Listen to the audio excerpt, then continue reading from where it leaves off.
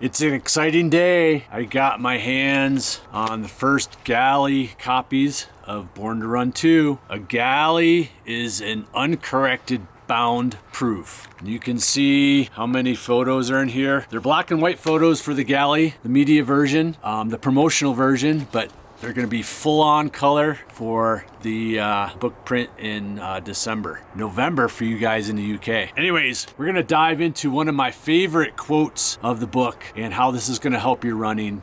Before we dive into the book and talk about how you're going to improve your running today, I want to pose a question. Would you knowingly toe a line of a race? Would you knowingly register for a race if you knew you were going to come in last? But first, it's an awesome day. It's 46 degrees, sunny, but the weather's going to be changing. It's fall pretty soon. All the leaves are going to be off the trees. I'm going to have actually a better view of the mountains right outside my back door. And before we know it, I'll be running on snow, and the book will be coming out in December. Christopher McDougall. He knew he was going to come in last at the Copper Canyon Ultramarathon that was the Born to Run race storyline. He knew he was going to come in last, and he still went. He still did the race, and he inspired millions. So let's dive into Born to Run 2. My favorite quote: "Listen to your body may be the only fitness advice more useless than we are all an experiment of one.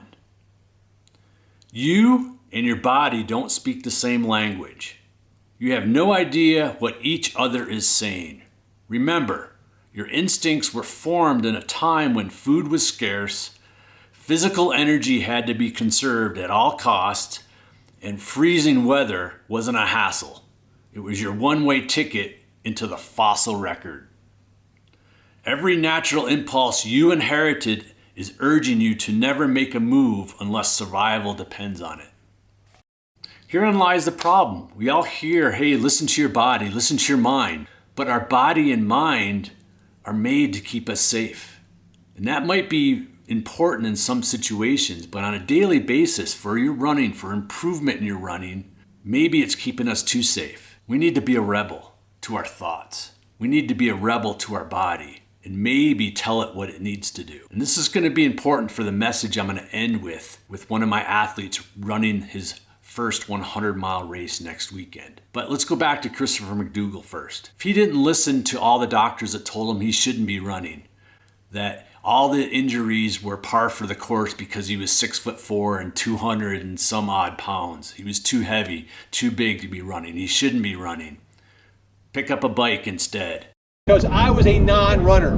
I was a big, heavy-set guy that would try to run a little bit to work off whatever I had indiscreetly eaten over the weekend, and I was constantly getting injured, and I'd go to see doctors, and they'd kind of look at me like, why are you running? You know, like, guys built like fridges should not be running. If he listened to all that, he wouldn't have gone down to the Copper Canyon. He wouldn't have run that race. He wouldn't have wrote Born to Run. He wouldn't have inspired millions. He listened and told his body what it needed to do. Our mind and body will keep us safe. It will keep us in the same groove. It will keep us doing the same things over and over because that's safe for us. It becomes maybe easy in what we like to do. But to improve, to take your running to the next level, to run faster, farther, forever, which was Chris's goal, we maybe need to look at doing the things that we don't want to do. Getting up earlier before work, before the kids wake up, to get in a little bit longer run. Maybe learning to run easier on most days. Maybe embracing run form, even though it takes a little bit of time and patience to catapult your running and your longevity in running. Maybe it's doing intervals. You didn't like to do intervals. Chris McDougall didn't like to do intervals. I needed to find a way for him to really dial into how he performed best with intervals. Doing the things that we don't want to do is really going to catapult our running to that next level. Maybe to the level you want to take it.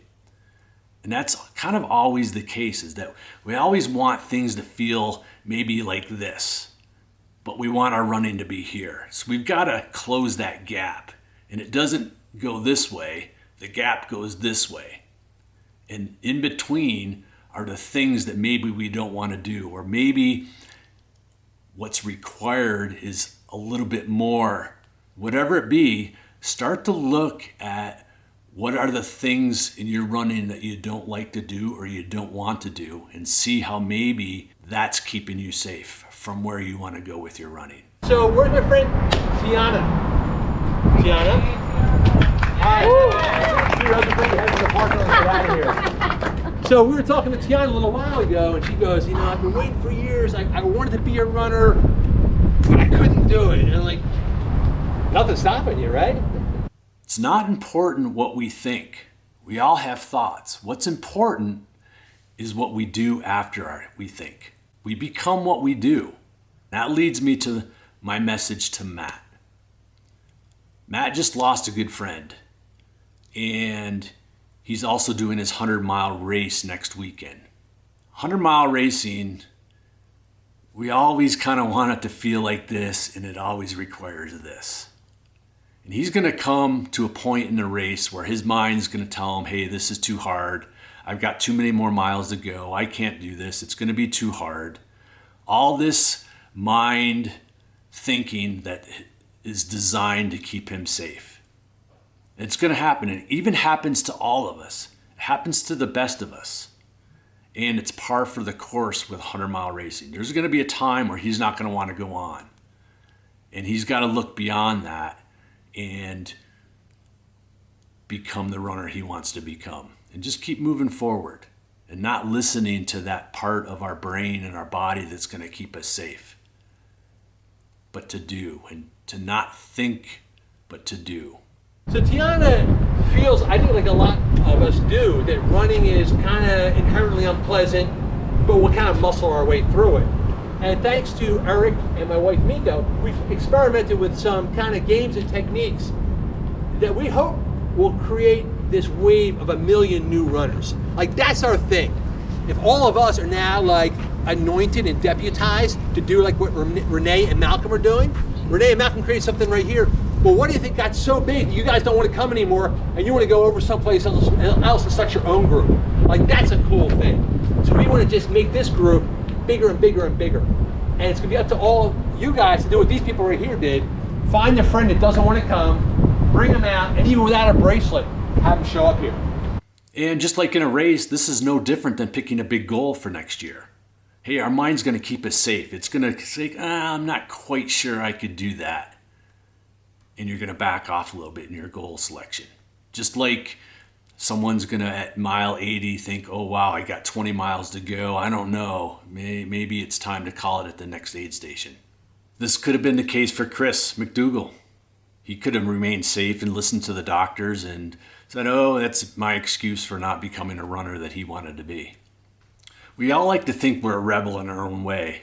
Back as a kid, hey, if our parents told us to do something, we'd do just the opposite. Be a rebel with your running. If your mind tells you to do one thing, do just the opposite. Look to what you don't want to do and see how that catapults your running. And so when you're in a race, start to notice this thinking and just see it as another part of your body. It's just thoughts. It's not true.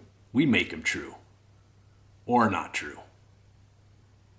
That's the key. It's your decision about your thoughts. And the more and more we become aware of our thoughts and more we become used to just having them there, the less powerful they become. And then we can act accordingly and do what's most meaningful for our running, whether it's in a race, picking that goal. So be that rebel you always think you were. Rebel against your thoughts and become the runner you want to become. And Matt, be a rebel next weekend. Those negative thoughts are going to come.